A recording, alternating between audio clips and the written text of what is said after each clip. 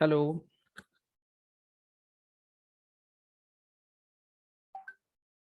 Good Hello. afternoon, sir. Afternoon. Good afternoon. Very good afternoon. Should we start? My screen is clear. Yes, sir. Okay. Okay. So last time we have seen the theoretical section of machine learning up till experiment number 6. So today we'll be seeing theoretical section of 7 and 8, and then what we'll do is that we'll see the results of first 4 experiment, and then tomorrow we'll see the rest of the 4 experiments. As the IAC2 will begin on 10, 11, 12. It will be on 10, 11, 12, and after that the POE and all those sorry experiments would be most probably on 17, 18, and 19. From 24th, you will be having the exams.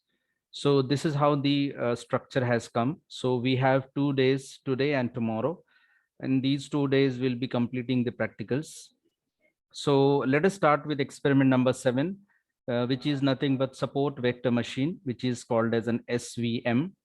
It is again a supervised type of machine learning algorithm that can be also used for classification and regression problems. But primarily it is used for classification problem. Actually, the SVM algorithm is different from all the other algorithms because of the decision boundary, a different decision boundary. You have an hyperplane here, and the hyperplane you can see in this figure. So this is the decision boundary between 2 points, and then this is the hyperplane. So it is the positive hyperplane is on this side and negative hyperplane is on this side. And the margin between positive and negative hyperplane is called as the maximum margin. Right. So it is very much similar to what the KNN did. Actually, it does the calculation of the between the decision boundary and the points. So here, actually, the goal of SVM algorithm is to create a best line or a decision boundary that can segregate the n-dimensional space into classes so that we can easily put the new data in that particular category. And the correct category is very important, and henceforth this hyperplane will help you. So this best decision boundary is called as the hyperplane. So SVM actually chooses the extreme points or the vectors that will help for creating the hyperplane. The extreme cases are called as support vectors. So you can see that those points which are near to this hyperplane, positive and negative hyperplane, are nothing but the support vectors, and hence the algorithm is called as the support vector machine. The SVM can be also understood with the help of the example like KNN classifier. So like what KNN does is that it tries to feature out the points that is been near to the decision boundary by calculating the Euclidean distance. So similar, the SVM can be also useful. Suppose let us take an example to understand, like we have some features of dog, and if you want to model that accurately, whether it's a cat or dog, then such model can be created using SVM algorithm. We'll train the model with a lot of cats and dogs images, and then it will learn from the features. And then when an immediate and strange creature will be given as an input, the SVM creates a decision boundary between these two data, that is cat and dog, and then chooses the extreme cases. So this extreme cases of cat and dog will be created, and on the basis of that we can classify that whether it's a cat or dog. There are two types of SVM available. One is a linear SVM and the other one is a non-linear SVM. So if the points are in a if the points are linearly separable, then we can classify two classes using a straight line. So that means it is linearly separable data, then the classifier can be applied as linear SVM. But if the data is non-linearly separable, that means data set cannot be classified using a straight line, then we have to go for the another classifier called as non-linear SVM. So linear and non-linear SVM can be applied depending upon the type of data you're having. So if you're having a straight line between those two data, then you can use linear. And if you cannot draw a straight line between these two categories or classes, then it is non-linear SVM. We have already seen what is hyperplane and support vectors which are near to that hyperplane, positive and negative hyperplane. So you can see this how the SVM can draw the optimal hyperplane and can get a support vector near to those hyperplanes. The margin between positive and negative hyperplane is called as the maximum margin. And this is as far as the non-linear SVM is concerned. So you can see that the circle that is been drawn for the non-linear SVM, this is nothing but the best hyperplane. We can get a circumference of radius 1 in case of non-linear data. And since for the 3D space, if we look for the plane parallel to the x-axis, then we can convert it into 2D space with z equal to 1. So all the things we can do a lot of changes as far as the SVM vectors are concerned. So the execution, again, the 4 steps are similar up till pre-processing. And then we applied the SVM algorithm to train the set, predict the test results, and then visualize the test results. This is the program. So we are going to calculate only accuracy of SVM classifier. You can go for the other algorithms also where you can classify different parameters. And the 8th experiment, which is nothing but the Naive Bayes, which is based on the probabilistic model. Here we are calculating the precision accuracy F1 square and R call square, RE call square. So now this is again yet another supervised machine learning algorithm that is based on the Bayes theorem. So we have already seen this Naive Bayes. It is mainly used for the text classification that includes a high dimensional training data set. It is one of the simple and most effective classification algorithm that can give you a very quick predictions. Then some of the popular examples of Naive Bayes is spam filtering, sentimental analysis, and classifying articles. So obviously it is based on the Naive Bayes theorem, and the Naive Bayes theorem is nothing but that is the probability of A by B equal to probability of B by A into probability of A divided by probability of B. So A by B is nothing but the hypothesis of A on the observed event B, that is called as the posterior probability. Then P by A is a likelihood probability, that is the evidence of the probability of hypothesis is true. P of A is a prior probability, and P of B is a marginal probability, that is the probability of evidence. So the most beautiful example of Naive Bayes classifier is to detect the weather conditions. Like you can easily predict the weather conditions, and you can predict the weather conditions for for playing cricket. Suppose if you want to play cricket, so what is the probability of today that we can play cricket? So that prediction is possible with the help of Naive Bayes classifier. So it's a probability model. So based on the probabilities, it will take the decisions. So while solving the problem of playing conditions, it can take following steps, like converting the given data sets into frequency tables, then generate the likelihood table by finding the probabilities of given features, and Bayes theorem to calculate the posterior probability. This is the execution of the algorithm. So first 4 steps are common. Then 5th one is a fitting the Naive Bayes to the training set, predicting the test results, and then visualizing the test results. The applications includes useful for credit scoring, for medical data classifications. It can be used in real-time predictions, and also for text classifications, spam filtering, and sentiment analysis. So it's a probabilistic model, hence mainly based on all the probability concept that can be used, and mostly used by the Naive Bayes theorem. So this is all about the theoretical sections of the 8 experiments, which I have already given you to upload.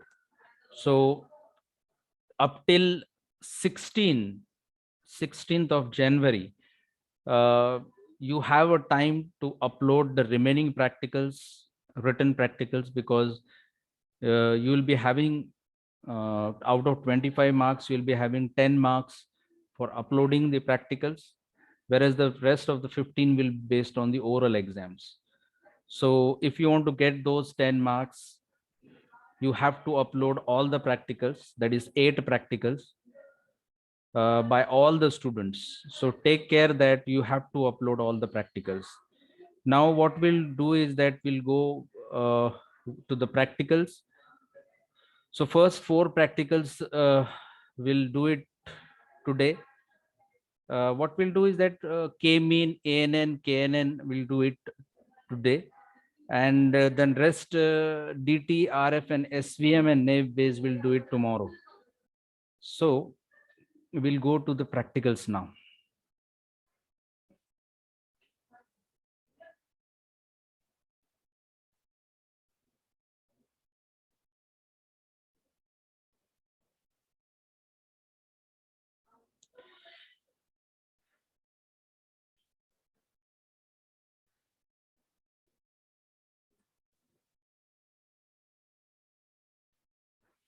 Is my screen visible? Can you see the programs in front of you? Yes, sir. You Yes, sir. you can see it. Okay. So we'll go with first of all, we'll go with the K-means. We'll go with the K-mean clustering. So we'll open it in Google Colab. So as already I have said you how to open the Google Colab. Just go into the google.com, write down the Google Colab or just Colab, and then you'll open a site called as Google Colab. After that, you can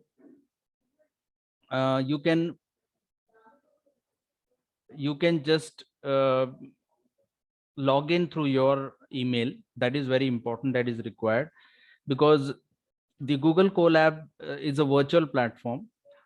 So it will provide you GPU actually. So all the programs you don't need to have that GPU on your desktop or on your laptop. It will provide you the GPU platform. You just have to write down the program and run on it. You don't have to download libraries. You don't have to go for different header files like libraries and all those things, which you have to do if you're going to use the other platforms like Python. That may be PyCharm, that may be Anaconda. So there are different platforms that are available.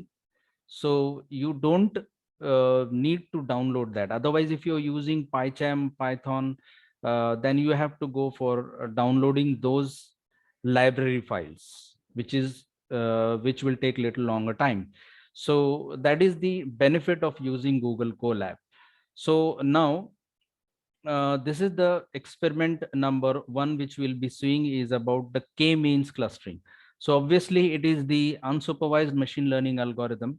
So this unsupervised machine learning algorithm means you don't have a labeled data. So as you're not having a labeled data, so how you're going to identify or I could say analyze your data? That becomes very difficult.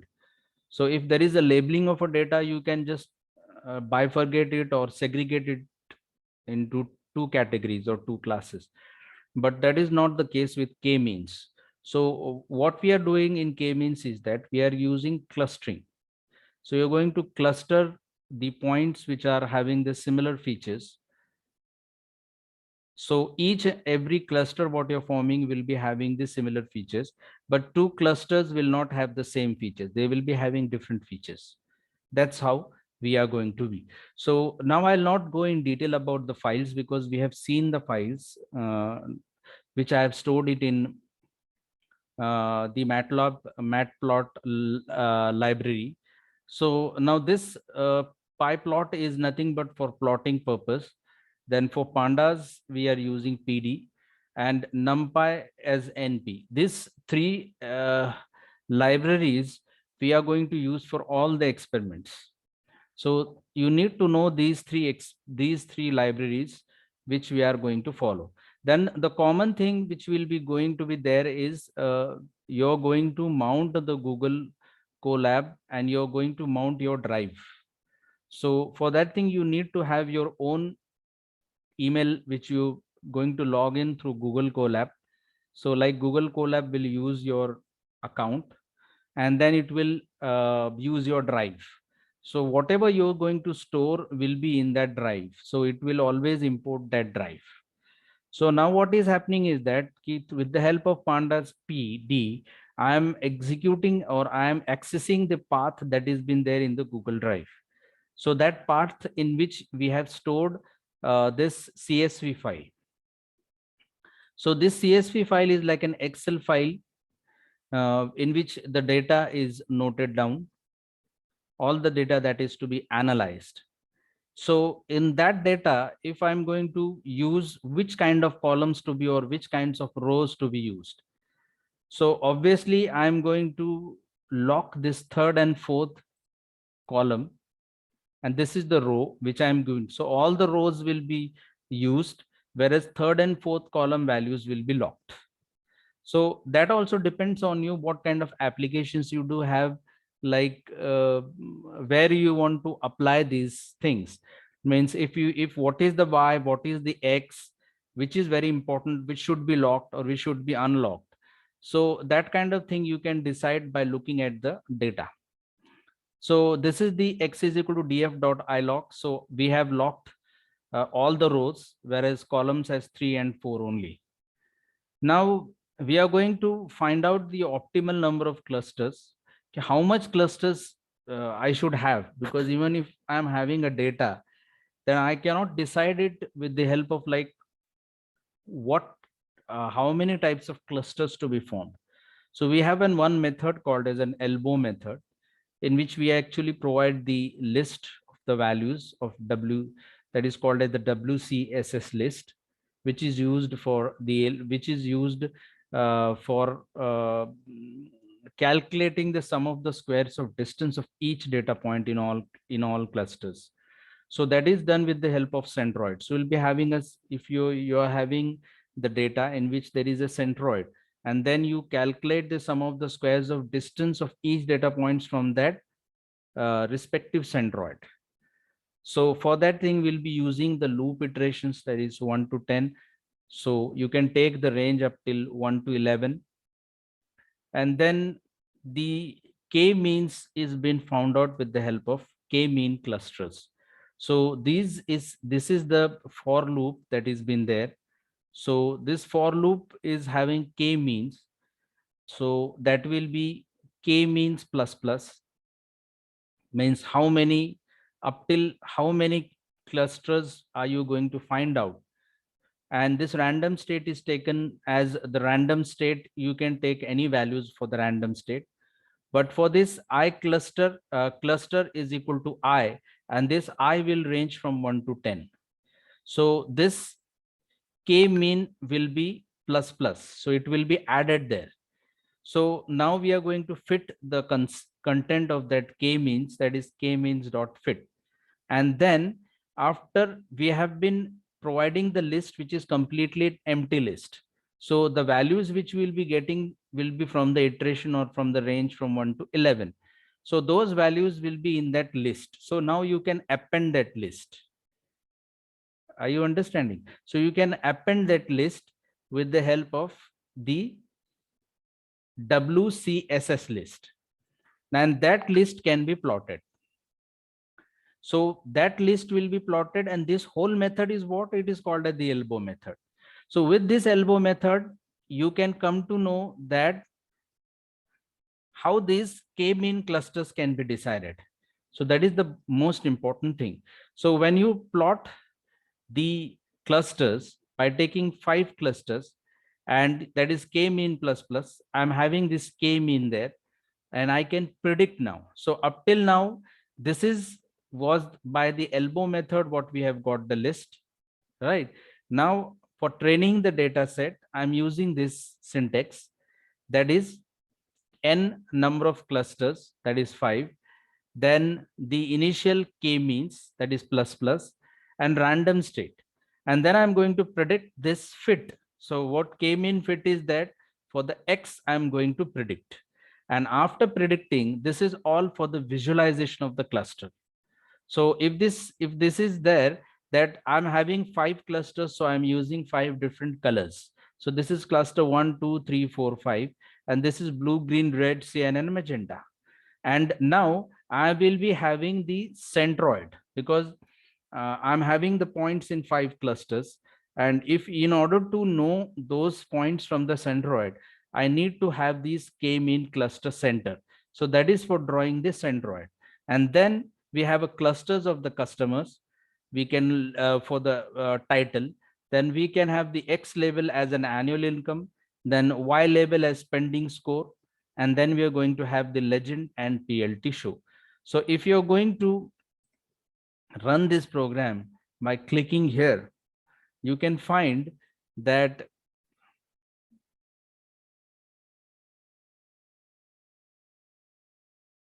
it will ask you to access your Google Drive, because first it will try to mount the Google Drive. And when it doesn't find that, see, permit this notebook to access the Google Drive file. So it will say that connect to the Google Drive. It will show to which account you want to. So this is my account, which I have, and I've said allow.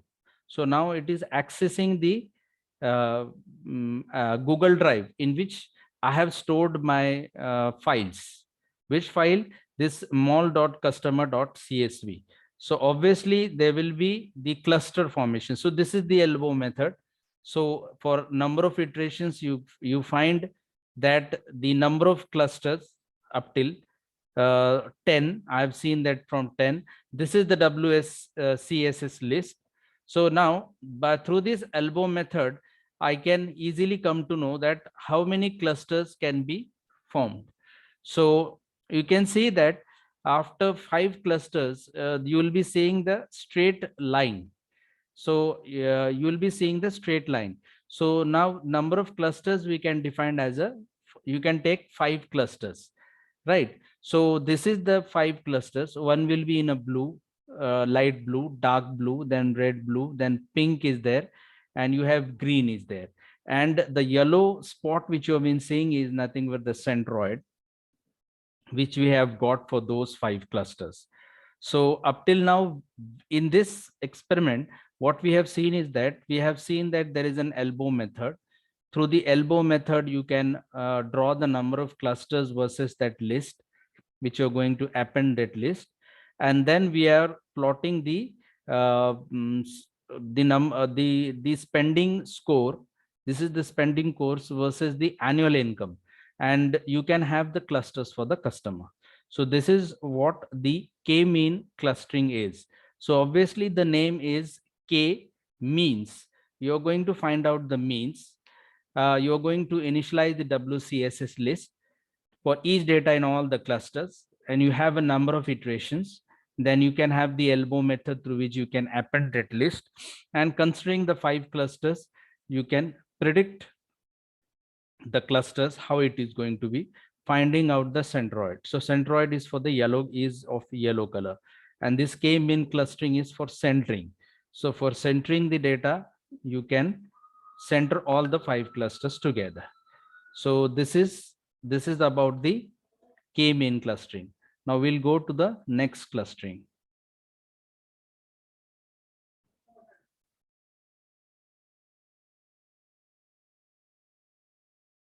So after k-mean, I will go with the KNN and ANN.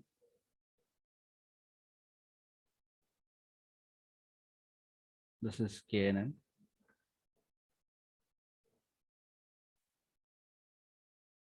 Okay, so now we have got this KNN, ANN.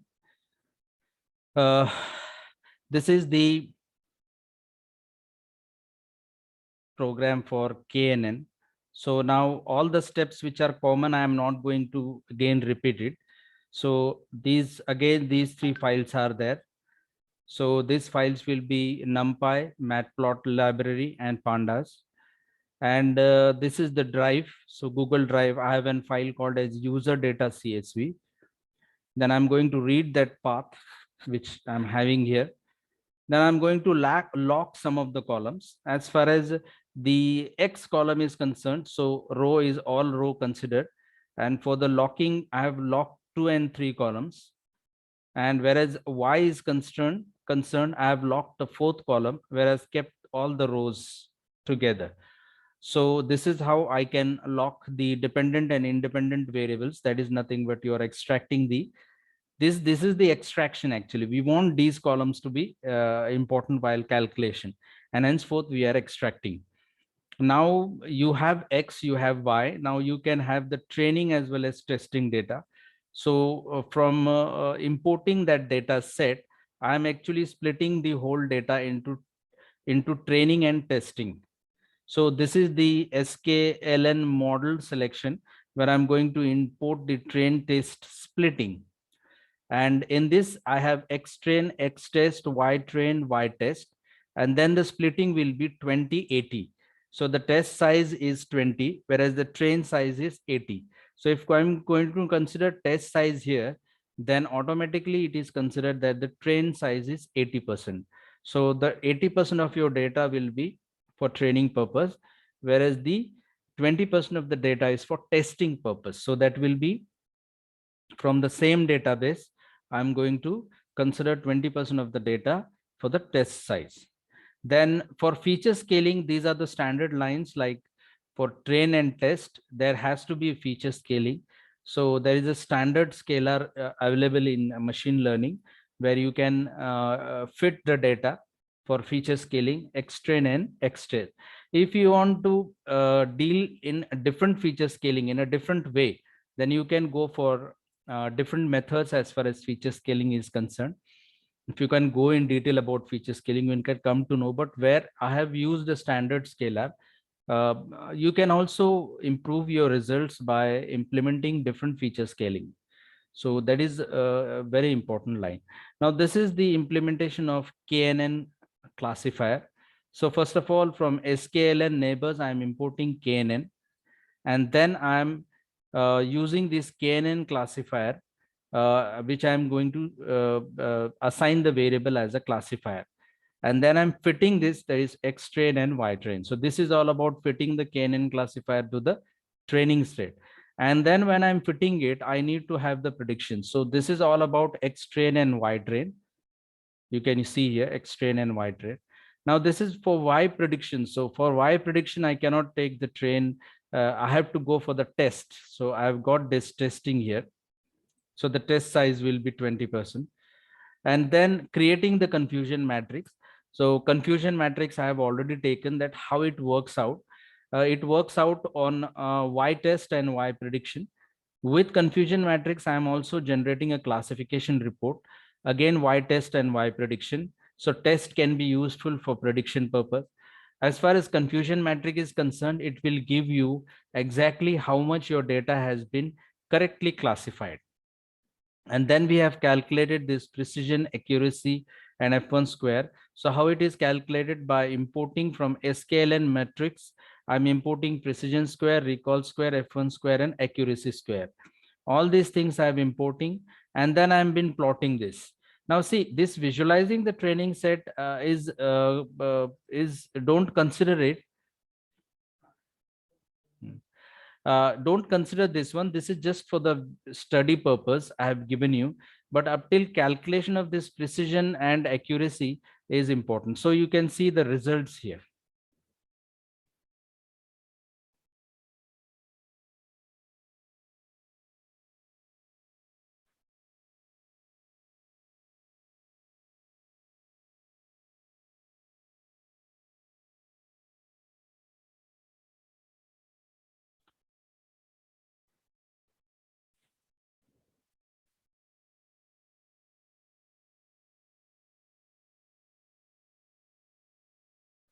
Okay, this is the classification data what we have got. This is the confusion matrix, right? This is the confusion matrix. This is the classification report. This is what the classification report is there. This is what the precision, accuracy, F1 square, and R recall square we have got. So it is 87%, 95%, 91%, and then 95%. So this could be also improved if you want to improve it by changing the feature scaling. Now I have kept a very standard feature scaling method, and that's why I've got this one. Then this one, the visualization of the training set results will be shown here. Now this you don't consider, this is just for your information that how the training set can be plotted with an estimation, salary, and age. with the help of this visualization of the training set. But you can remember up till this one. So you need to remember this thing: confusion matrix, classification report, and then you have precision, accuracy, square, and R recall score.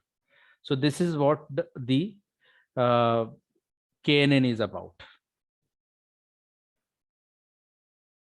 Now we'll go with ANN.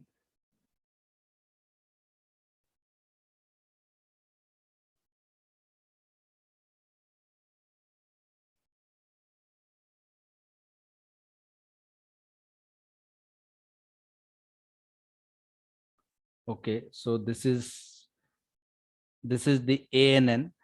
So artificial neural network, again, the same steps will be there. You can see only one thing we have a different point here is we are not going to plot. So I'm not using matplot library. I'm using NumPy and Pandas as well, as because that is been required. The NumPy is the most important library in all those things. Panda is for extracting the data, and then you have a TensorFlow. Now this TensorFlow will be used for the neural networks, because this is an advanced library that is been useful for CNN and ANN. So that is an convolutional neural network, or it could be an artificial neural network. So as far as the artificial neural network is concerned, I'm using this TF. Then again, I'm mounting my Google Drive, and there is a CSV file which is called a churn modeling. Then I'm with the help of Pandas, I'm reading that file. Then second is locking your files. So this is 3 to -1. Values of X will be locked, whereas Y is -1. So this X and Y values is nothing but generating the matrix of the features, what you're going to, what is required for the analysis purpose. Then I'm encoding the categorical features. So this is again a standard for encoding the categorical, which is required for artificial neural network. Then encoding the categorical wire geography. This is the, I could say that if you're encoding, then you should have the encoding categorical features. Then this is the common, which is for splitting purpose. So again, I'm test size, I'm taking as a 20. These two are standard. You can use it. You can get these codes from the from Google also. They are the category purpose, therefore for categorical. So we are using for the categorical encoder. So these two things comes together. If you're using this one, you have to use this categorical. Then for feature scaling, we are having a standard feature scaling. Again, the same kind of code which has been there. Now the most important part for ANN is this one. We are going to first of all and initialize the ANN. That can be done with the help of TensorFlows, in which we have a Keras models and then the sequential. So this thing is for initializing the ANN.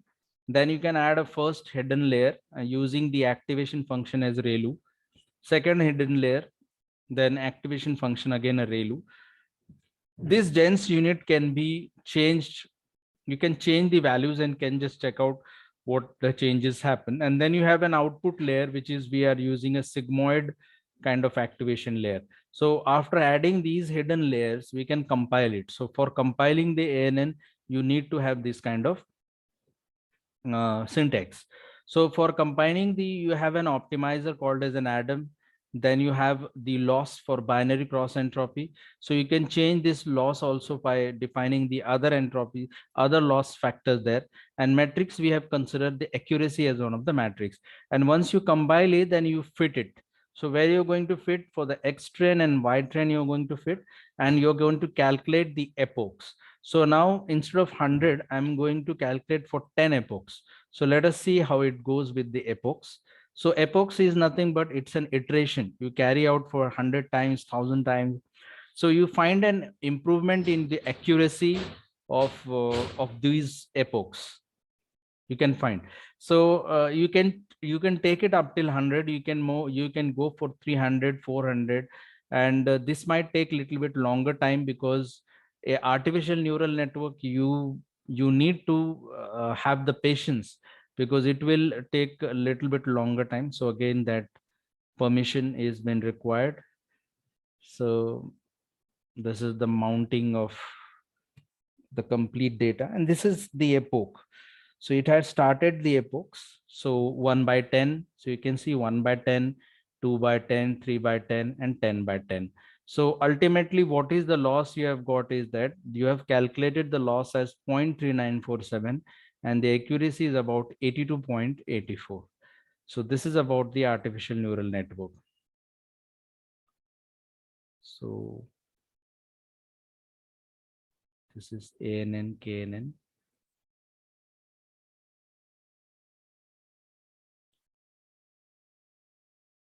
Two we have finished, ANN, KNN. K-mean also we have finished.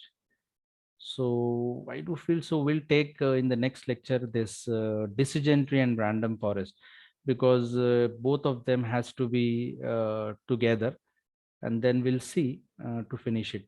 So I do feel so this is enough for today.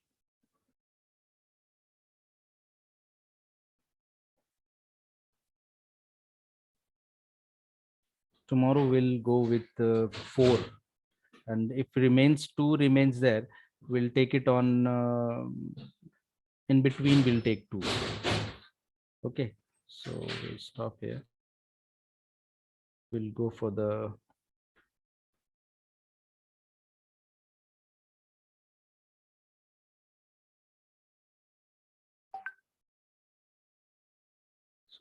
the attendance.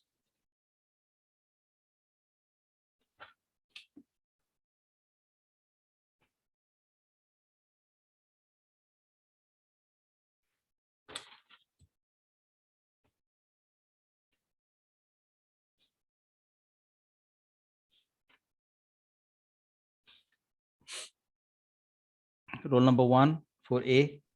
Present, sir. 2, Present, sir. 3, 4, Present, sir. 5, Present, sir. 6, Yes, sir. 7, Yes, sir. 8, Apple guys. 9, Present, sir. 10, 11, 12, Present, sir. 13, 14, Present, sir. 15, 16. Present, sir. Okay, 16, Present, sir. 17, 18, 19, 20, Present, sir. 21, 22, Present, sir. 23, Present, sir. 24, Present, sir. 25, Present, sir. 26, Present, sir. 27, 26 is there, no? 27 is not there. 28, Present, sir. 29, 30, Yes, sir. 31, 32, 33, Present, sir. 34, Present, sir. 35, 36, Present, sir. 37, Present, sir. 38, 39, 40, 41. Present, sir. Okay. Present, sir. 42, 43, Present, sir. 44, Present, sir. 45, Present, sir. 46, 47, Present, sir. 48, Present. 40. Sir, 46 present. Okay. 47, 48, Present. 49, 50, 51, 52. Yes, sir. 51, yes, sir. Okay. 52, Yes, sir. 53, Yes, sir. 54, Yes, sir. 55, Yes, sir. 56, 57, Yes, sir. 58, 59, 60, 61, 62, 63, Sir, present. 64, Present. 65, Present. 66, 67, 68, 69, Yes, sir. 70, 71, 72. चलिए बताइए कोई number रह गया इसमें से? Sir, 3. 3 is there. Next, 38, sir. 38 is also there. Next. Next.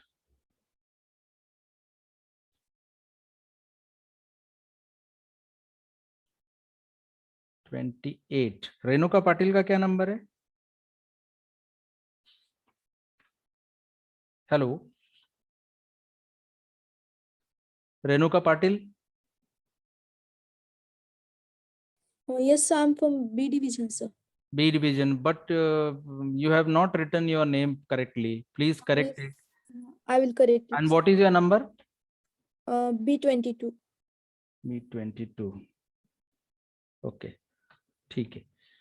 Okay. So we'll go with B division. Roll number 1, Present. 2, 3, Present, sir. 4, Yes, sir. 5, Present. 6, Present. 7, 8, 9, Present. 10, Present. 11, 12, Present.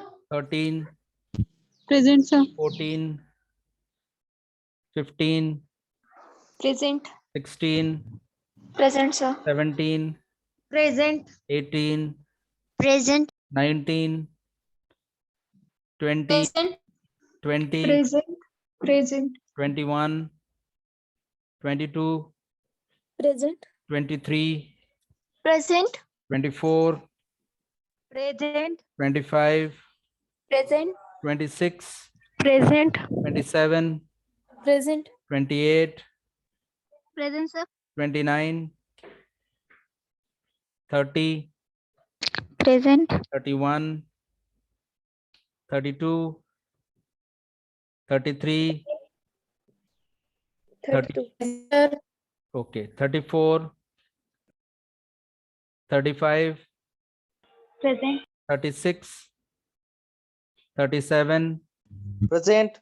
38, 39, 40, 41, 42, 43, 44, Present. 45, 46, 47, 48, 49, Present, sir.